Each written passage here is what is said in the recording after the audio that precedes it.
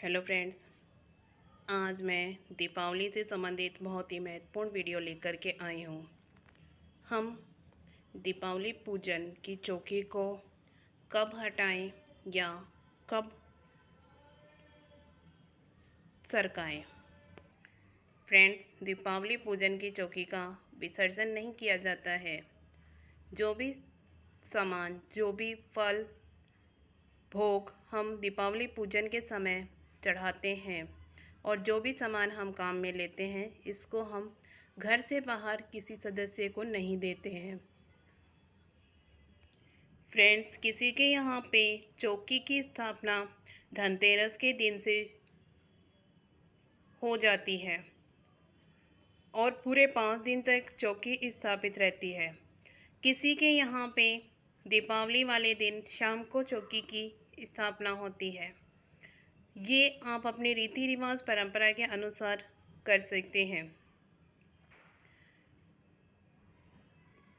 चाहे पूरे 5 दिन चौकी स्थापित करें या दीपावली वाले दिन चौकी स्थापित करें, जैसे भी आपकी इच्छा हो, आपके रीति रिवाज परंपरा के अनुसार हो, आप वैसे कर सकते हैं। अब फ्रेंड्स, हम दीपावली पूजन की जो चौकी है उसको हम कब हटाएं, कैसे हटाएं या कब सरकाएं, कैसे सरकाएं। तो सबसे पहले जब हमने दीपावली पूजन किया है दीपावली के शाम, तो उस दिन जो हमने माता लक्ष्मी के सामने एक दीपक जलाते हैं, यह दीपक पूरी रात जलता रहता है। उस दिन हमें चौकी को, जहाँ चौकी स्थापित की है वहीं पे रहने देना है और जो हमने भोग प्रसाद माता को समर्पित किया है वो भी माता के सामने ही रहेगा। क्योंकि कहा जाता है कि माता लक्ष्मी दीपावली की रात, दीपावली के 5 दिनों तक रात्रि में भ्रमण पर आती हैं। तो दीपावली की रात को विशेष माना जाता है कि माता भ्रमण पर जरूर आती हैं। इसलिए भोग प्रसाद को हमें चौकी पे, पाटे पे ही रखा रहने देना है। हमें जहाँ पे हमने प्रसाद रखा है माता के सामने, वहीं पे रखा रहने देना है। अगले दिन सुबह हमें स्नान करके पहले सभी की एक लघु पूजा कर लेनी है और हाथ जोड़ के भगवान से प्रार्थना कर लेनी है। भगवान गणेश, माता लक्ष्मी, सरस्वती, कुबेर देवता, भगवान विष्णु, सभी से हमें हाथ जोड़ के प्रार्थना करनी है कि भगवान हमारे जीवन में सुख, सौभाग्य, समृद्धि लाओ, खुशियाँ लाओ और हमारे ऊपर आप अपना आशीर्वाद बनाए रखना। इस तरह से भगवान से हमें हाथ जोड़ के प्रार्थना कर लेनी है। इसके बाद सर्वप्रथम हमें जो भी हमने भोग भगवान के सामने समर्पित किया है, इसको हम सभी घर के सदस्यों में बांट देंगे। यह भोग प्रसाद हमें बाहर के किसी भी सदस्य को नहीं देना है। खील प्रताशे, फल, जो भी मिष्ठान हमने भगवान को चढ़ाया है, ये सभी हम घर के सदस्यों में बांट देंगे। कलश जो हमने स्थापित किया है और कलश पे जो हमने नारियल रखा है, कुछ जगह पे नारियल को हम प्रसाद के रूप में ग्रहण कर लेते हैं घर के सभी सदस्य बांट के। कुछ जगह पे परंपरा होती है कि इस नारियल को अपने पूजा घर में साल भर तक रखना होता है। तो फ्रेंड्स, जैसे भी आपके रीति रिवाज परंपरा के अनुसार हो, आप कर सकते हैं। जल का जो लोटे में जल है, कलश में जो जल है, इस जल को थोड़ा सा अपने घर में छिड़क दीजिए और बाकी बचे जल को आप अपने पेड़ों में छोड़ सकते हैं। ये हमने माता को साड़ी, सुहाग का सामान जो चढ़ाया था, ये घर पे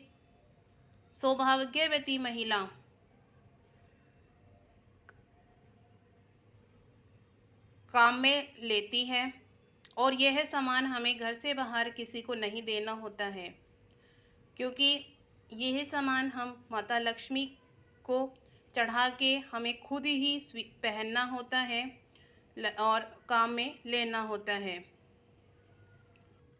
इसके बाद में फ्रेंड्स, हमने जो पान के पत्ते चढ़ाए हैं, लौंग, इलायची, सुपारी।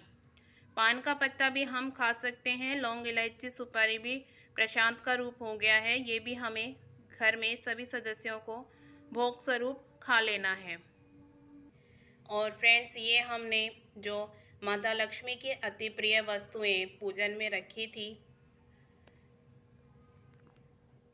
हल्दी, कमलगट्टे, सुपारी, गोमती चक्र, ये सभी हमने पूजन में रखी थी।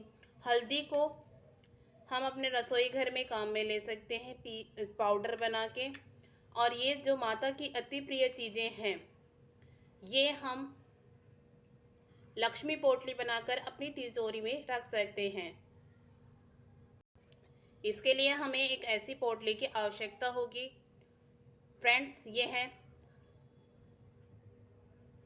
पोटली का, लक्ष्मी पोटली का वीडियो चैनल पे आ चुका है, आप चैनल में जाकर देख सकते हैं।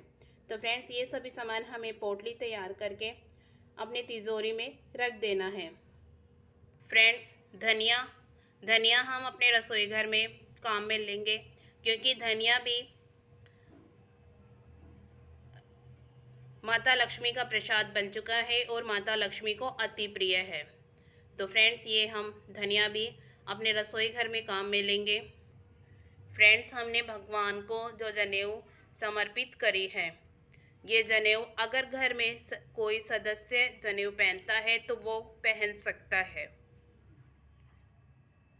भगवान की प्रतिमा अपने पूजा घर में रख के उनकी प्रतिदिन पूजा करेंगे। और फ्रेंड्स, इस तरह का अगर हमारे पास में कोई कैलेंडर पोस्टर है तो इसको भी हम अपने पूजा घर में लगा लेंगे और प्रतिदिन पूजा करेंगे।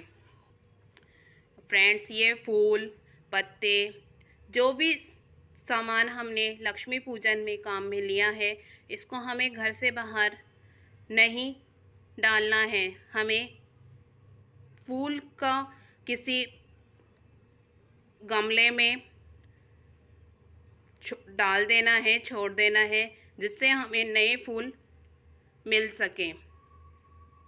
और फ्रेंड्स, हमने जो भी षोडश मंत्री का नवग्रह चावल भगवान को चढ़ाए हैं, ये सभी चावल हमें इकट्ठे करके गौ माता को दे देने हैं या दान में दे देने हैं।